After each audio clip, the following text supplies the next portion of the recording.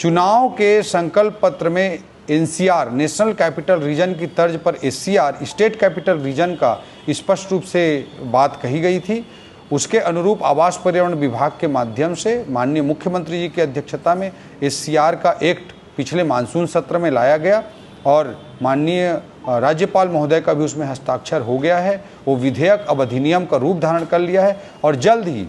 1 नवंबर से पहले ही ये मूर्त रूप ले लेगा और एनसीआर की तर्ज पर प्रदेश के इकोनॉमिक ग्रोथ का ग्रोथ इंजन साबित होगा और इससे जो इकोनॉमिक ग्रोथ को जो गति मिलेगी, उससे जो रेवेन्यू मिलेगा, उससे सरगुजा बस्तर जैसे क्षेत्रों के विकास के लिए बड़ी मदद मिलेगी। जो राजधानी क्षेत्र है, रायपुर, नवा रायपुर, बीरगांव, दुर्ग, भिलाई, राजनांदगांव, इन सभी प्रकार के क्षेत्रों को तकनीकी अध्ययन के बाद स्टडी करके एक क्षेत्र का निर्धारण किया जाएगा और एक integrated economic planning NITI Aayog Bharat सरकार के सहयोग से की जाएगी ताकि छत्तीसगढ़ के भविष्य के लिए एक बड़ा ग्रोथ इंजन तैयार किया जा सके।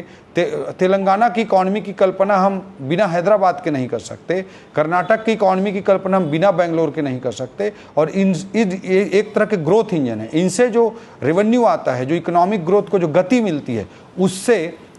बाकी क्षेत्रों का, ग्रामीण क्षेत्रों का, वनांचल क्षेत्रों का सबका विकास हो पाता है। इस दृष्टिकोण से छत्तीसगढ़ के भविष्य की दृष्टि से एक बड़े विजन के साथ मुख्यमंत्री जी के नेतृत्व में ये प्रारंभ होने जा रहा है और इसका लाभ आने वाले 10-15 सालों में बहुत बड़े स्तर पर पूरे छत्तीसगढ़ को रियलाइज होगा।